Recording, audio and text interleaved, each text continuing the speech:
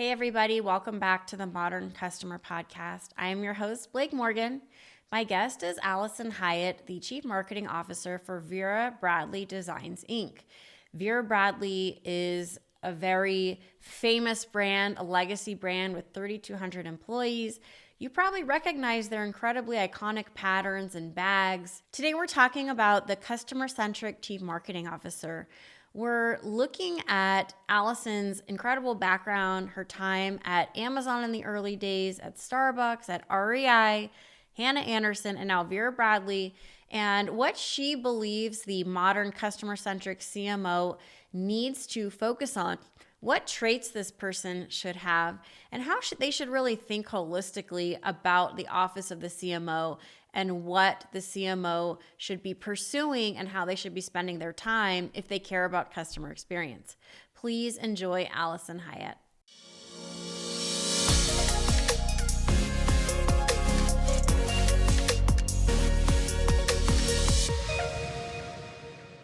Allison, a warm welcome to the Modern Customer Podcast. I'm so grateful you're here, especially since you had to fly somewhere this morning before this.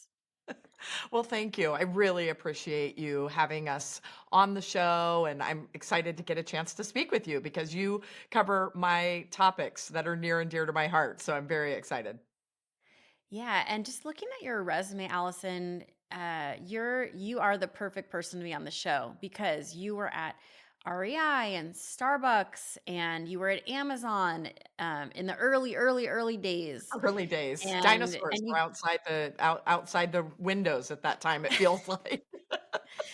yeah. Well, let's just go back to the beginning. Like, were you interested in marketing when you graduated, or did you just sort of fall into these opportunities? It's a great question because I don't think that I knew the word marketing or what that really meant. What I knew is I loved consumer behavior.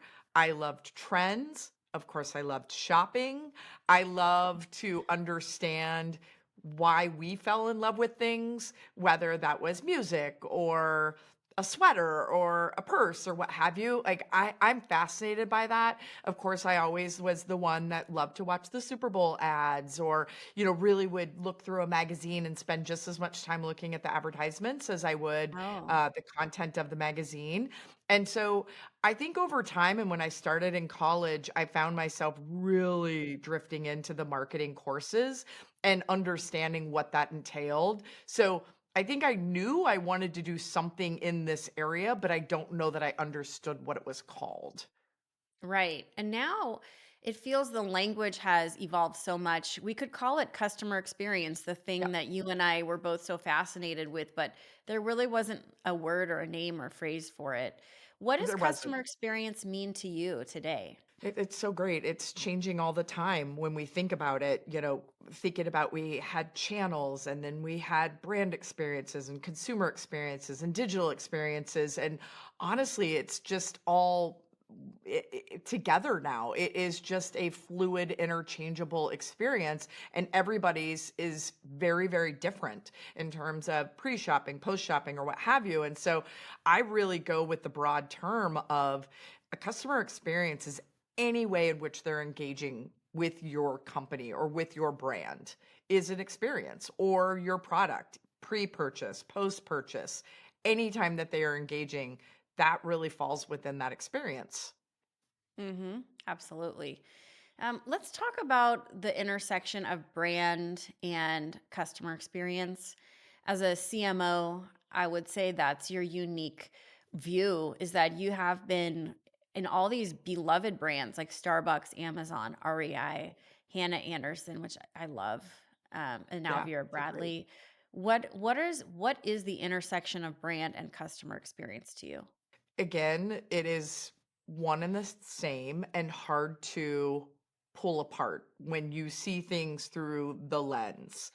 um, any photo, any word, the way in which the product, that really is somebody is consuming and digesting, whether visually, audibly, what have you, tactically, they're taking in your brand. And that truly is the experience. Now, it normally gets brought down to more of the traditional it's when I land on the web page and then I click and I experience different pages. But I honestly think it's just all of the inputs and how it, as a brand, you either break through or not to even create or get the permission to have an experience. Yeah, that's a great answer. Allison, let's think about Vera Bradley. Yeah. We all are familiar with those iconic patterns and bags, but let's just look at the landscape of how your customers buy. Where are most of your customers? Are they coming in through the retail stores, through the e-commerce? Will you Yeah. give us So a lay this of the is land? Vera Bradley is a great example of where there are a number of different ways in which to interact with the brand because you have stores, both full line or previously known as signature stores, our brand stores, and then you have outlet. So you have two different ways there from a store standpoint. You also have a brand or full line website. You have an outlet website. And then we also, which is one of the origins of the company, of having an indirect or more traditional wholesale business, you have experiences with a lot of our customers, whether it's department stores, specialty stores.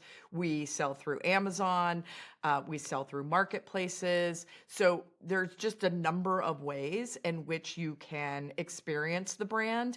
And understanding what people are coming to Vera Bradley for is really important to create those experiences at those different touch points. So we are actually fairly mixed. In my past, having other multi-channel businesses, a lot of times one particular channel is the majority. We're actually a very good blend across those different touch points. So there isn't any one that really leads compared to the others, quite honestly. Okay. And as far as how you gain that insight into who your customer is, can you just talk about how you get that customer feedback and you get that full view of your persona? Yeah, it's a great question. And one of the things that you've brought up in your podcast is really that art and science. And I'm always taking a look when, we're talking about it as a team and really making sure that we're balancing those two, not necessarily in every conversation, but in our look holistically, that we're making sure to pull those together. So we have done things more on the traditional qualitative side where we will go shopping with people or go into their closets and talk about like what are the roles of these bags or not. We have them go with their friends because sometimes people will say something of what they will do, but when you're with your girlfriend shopping for a bag or what have you, your real nuances can probably come out. So we do a lot of that. However, we combine that with science in that we are looking to say, what is she really buying? In what channels? In what products? At what price?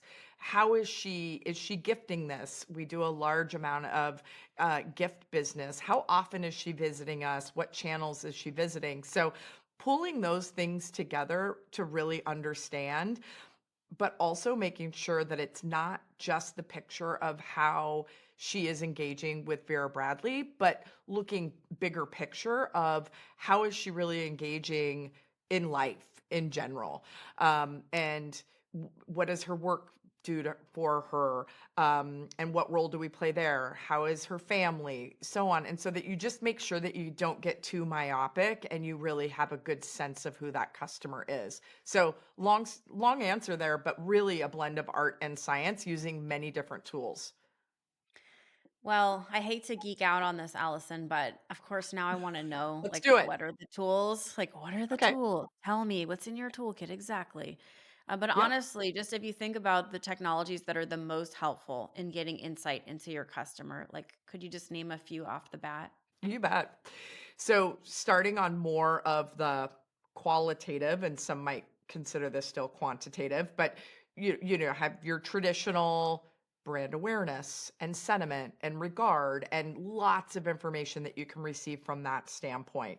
We also get a lot of customer feedback, whether it's through our social media channels, interactions with our store associates, feedback from our website. So you're constantly having this input of information. And then, as I mentioned previously, doing some primary research in the more traditional sense.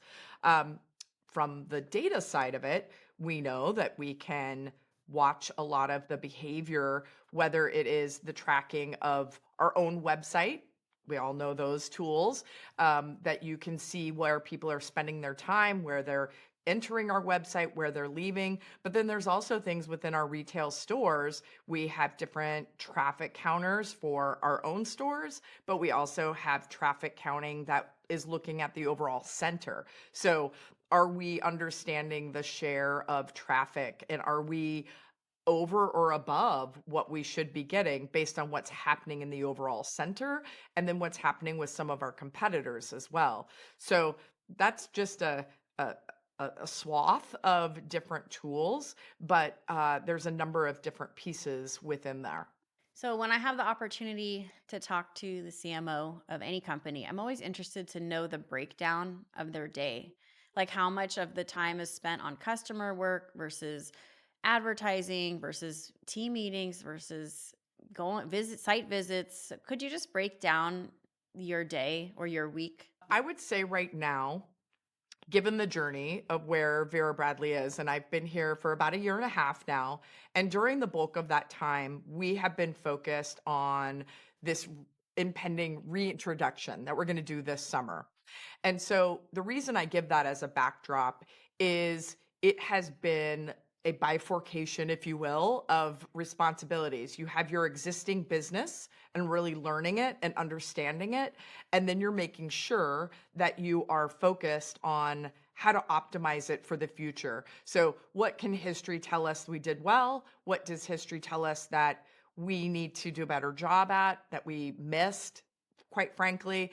And then how do we transfer those? So, to be very specific, a lot of time is spent with teams, honestly. How are we Mhm. getting teams cross-functionally working together to create the same vision, to create that same customer experience? And how are they going to be different or the same?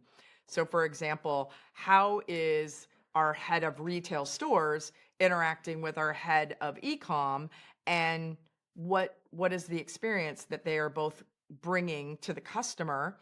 How are we doing that from a marketing and a brand standpoint?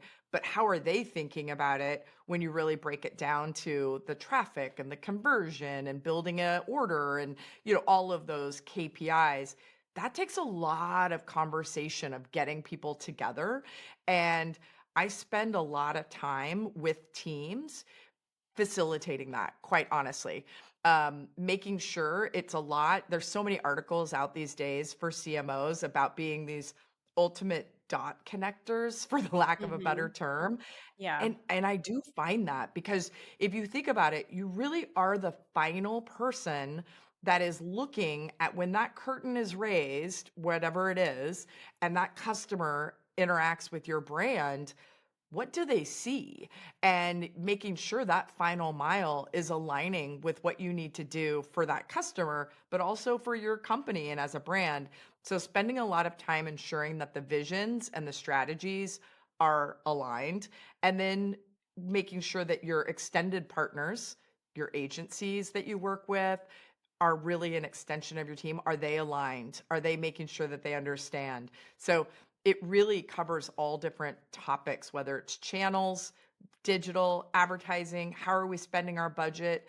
Every day, it's disseminating that within teams and making sure that it's aligned. And as you think And a lot of about, travel, as we talked about. yeah, Sorry to interrupt, but a lot of no, travel, because you yeah, have to be absolutely. out there, out there with our indirect wholesale customers, out there in the stores, really seeing what's going on with competitors. So it's a lot of just soaking up and sponging information, and then making sure that the organization is digesting that according to how we need to. Yeah, I would imagine it's so important to be out there with your teams, to be seeing them in person, to, traveling, being in the stores. Let's go back and let's peel the onion back to the culture, to the measurement piece, because I would Yeah. imagine a legacy brand like Vera Bradley, you had your frameworks prior to digital transformation. Now, Yes. like you said, the head of retail store needs to talk to head of e-com. Well, how do you Yes. incentivize them to want to work together? Did you have to change metrics and what success looked like for the teams and the leaders? Yes, that is a great question. And I would say that we haven't perfected it, but we've definitely put stakes in the ground for this turning of the page to say, okay, well, what does success look like? Ultimately, we want to make sure that this brand is there for the generations to come. So, how are we making sure to set the company up for sustainable, ongoing growth? First and foremost. So, you have to have some financial responsibility. Check. We've got that. But there's other pieces that you really need to make sure that people understand are key ingredients. Product, great. How are we thinking about that product and the sales? That's going to be reflected. However, how are we also looking at customers and the number of customers we need, the number of new customers we need? That's not just a marketing issue, if you will. And so making sure that people really understand there's sales, but then there's how are you going to get those sales and from what types of customers. So making sure that we have unveiled more of a customer level of looking at the type, the geographic, the age range, the income, just really making sure of are we really introducing this brand to all and making sure that we're setting it up for success. So that's one. Hmm. Financial, customer, also from a brand health standpoint, that's something that we look at, whether it is awareness or sentiment. That's for going out and looking at new customers. We can look at our NPS, our customer satisfaction, the return rate, the more traditional for our existing. I think that was pretty ingrained. Again, I think it's really looking at how do you know that we are being who we think we want to be to potential customers and our existing customers. So, brand awareness being another one as well. And then separately, looking at the channels. That again is everybody's role. Everybody is shopping every single channel. And so while you might not have it available in your store, we've actually so our store associates have an incentive for the bigger picture of digital sales because they know that people are interacting with a brand, not a channel.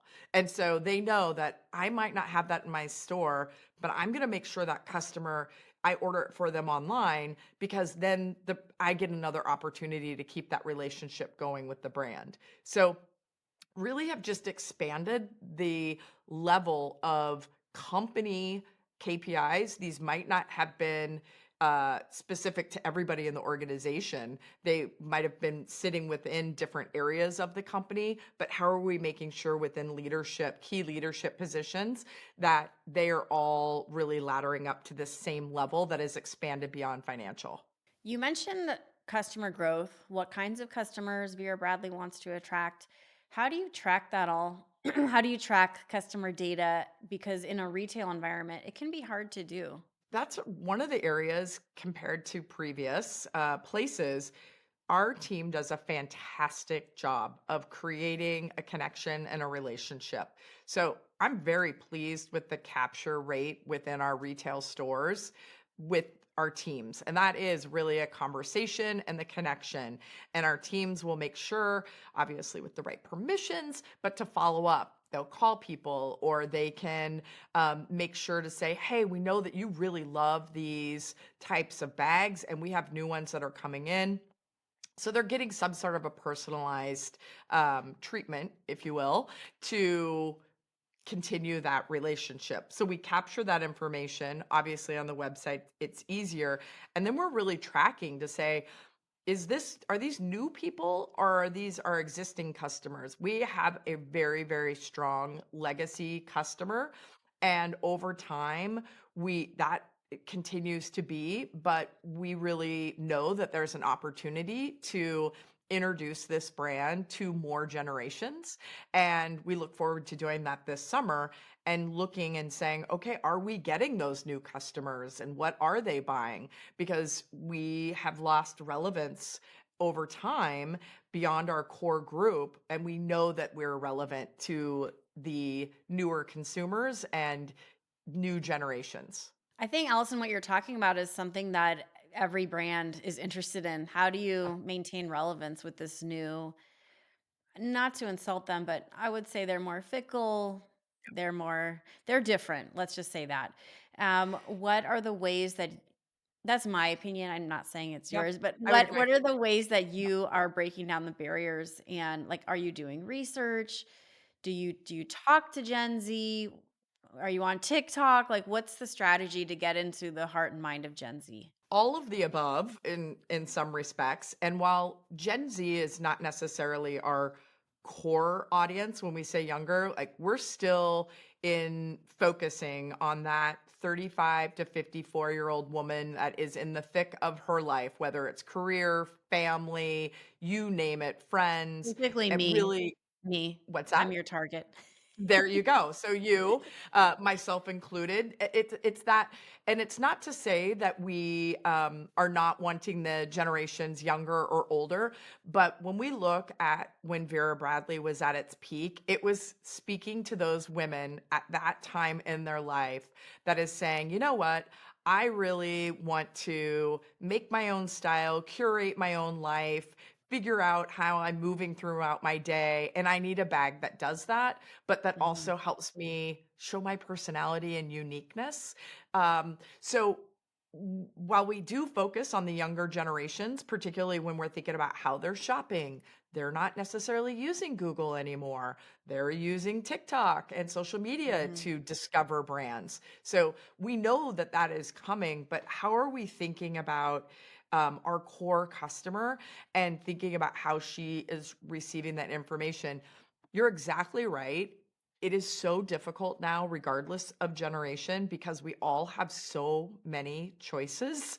And Right. it's fascinating to me. You have people that are mashing up high and low shopping, right? Like I'm going to get this Yeah. luxury, but then I'm going to get my shoes at this fast fashion place. These Mhm. mashups are not as predictable as I feel like they used to be.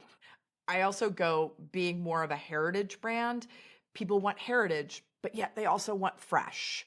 They Right. want authenticity, but yet we all can be swayed by an influencer that might not be the most authentic, but it just looks really cool. And so finding this balance, and right or wrong, but what I look to do is say, what is true for Vera Bradley? What can we be the best at? This sounds so simple, but you can get so inundated with the noise that stepping back to say what is truly authentic to us and how do we make sure that it is fresh and modern and relevant to today's consumer. So really understanding who you're going after and then what makes you unique. It sounds so simple, but I find the more noise that's created, the more I come back to focusing on those two elements. Yeah, that makes perfect sense. And it seems like you had a lot of time to think about what you want to do with the brand, like really zoom out, Yep. and you have some real good analytical skills. What do you think are some of the most important traits for a CMO? Because it's a lot what you're describing. It's just a lot. So what It does a is a CMO lot. need? Oh, I am biased, but I think a core appetite of learning, just Mhm. ongoing learning. As you talked about sort of nerding out on different pieces, you really have to nerd out on your topics. And those topics are vast and wide. And then also recognizing where to sift through the noise. Exactly. Like what nuggets am I going to take with me?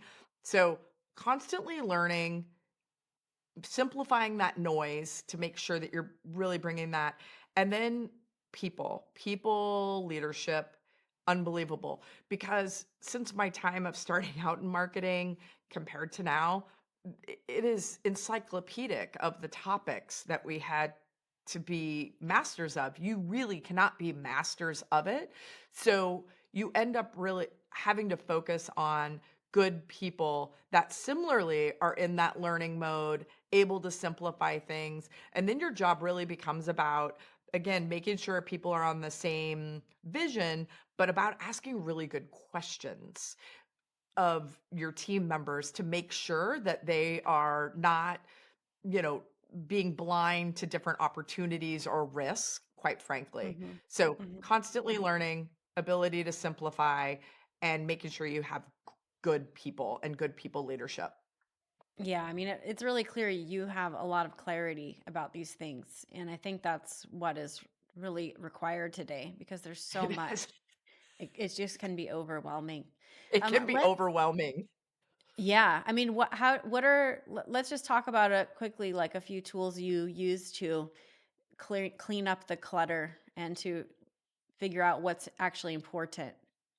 Oh, that's a really good question. I It's interesting. Like most people in our fields, or just anybody really, you're constantly consuming information, whether it is personal or professional ads that you're receiving on your social media, um, whether it's your e-newsletters. You over time start to sift through and say, these are the ones that really bring something new to me or make it unique. I also am a big reader of business books sprinkled throughout, just to think about what's right and what's not. And so I think making sure that you diversify your resources of what you're doing and how you're consuming, whether it's documentaries or newsletters or conversations in the industry, whittling down and picking those pieces that really make you walk away and think differently. Holding on to those are the ways in which I have been able to, I don't know, make sense of the noise, quite frankly. It is really hard. But what I also think is that when you are consuming all of that, you will start to see little threads of, oh, I think this is something that's going to be talked about more. You see little bubbles, and making sure that you stay focused on that is not just a coincidence. Like something's happening there and you need to maybe lean in and listen more. It's not always right, but then you learn. Um, but I think really having a sense of your sources of information and diversifying those, very important. Let's Podcasts, get another one. Great podcasts. one. Yeah, totally. Especially this one, the modern customer. Yeah, Let's exactly. just kidding. Let's Yeah, talk. Let's get to know you a little bit more on a personal level and do some rapid sure. fire. Does that sound good? Sure. Yes, Okay, sounds great. awesome. All right. First, what is the most important part of your morning routine? Oh, that's great. My coffee. Yes, same. Yeah, my coffee. It is that moment where I just get to officially start my day. And it's a cold brew. Thanks for asking. It's going to be a cold Okay. brew most of the time.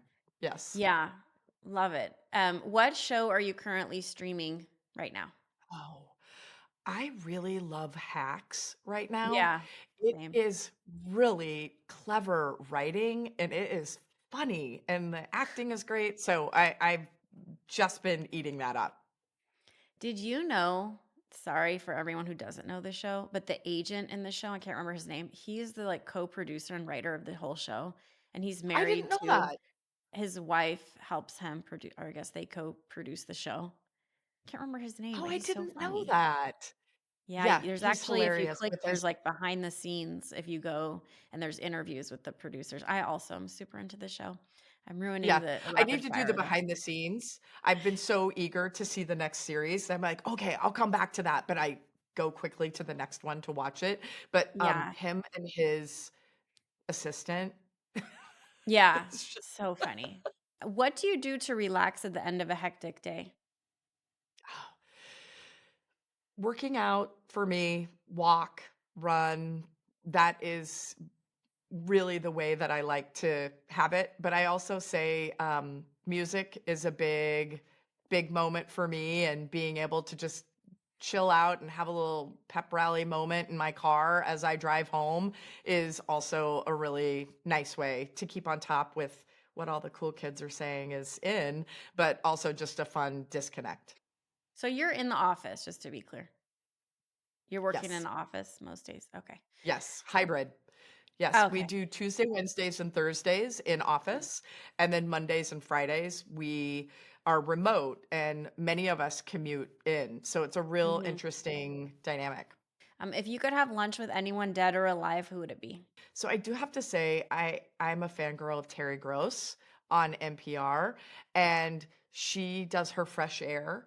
I just find her fascinating of how she orchestrates interviews and uncovers unique nuggets. So I Hmm. would love to connect with Terry Gross. Okay. And what's your idea of perfect happiness? Peace, content for yourself and those around you is honestly it. And that doesn't mean that it's a good day every day. That just means that you're at peace with that wasn't a great day and I'm going to try again tomorrow. So peace doesn't always look happy. It's just being Okay. content. And we have a phrase in my family. We say, you're going to win or learn. Yeah. So Love that's that. I'm peace. going to steal Peace. that for my daughter. Thank you. Yeah, it Win works. or Win or learn. learn. Yeah. And if you could describe your life in one quick motto, what would it be? Your outlook. I love this quote that is by Richard Branson. And he once said, I don't think of work as work and play as play. It's all living to me. Mm-hmm. And that would be the sum up the way in which I try to go about life. I love that. That's wonderful. Well, Allison, this has been really fun, really Likewise. interesting. Thank you for being here. I hope you'll come back. And I really wish you all the best in your pursuits of growing the brand and everything Well, that you're great. doing. Well, great. Thank you so much. And you get a little sneak peek here to see Oh, some yes. upcoming things. So thank you So so much. I cute. really enjoyed the conversation. Yeah. Well, thank you, everybody. You've been tuning into the Modern Customer Podcast. Until next time. Thanks for watching. Don't forget to subscribe to my YouTube channel or follow me on social media, including Instagram, LinkedIn, X, and more.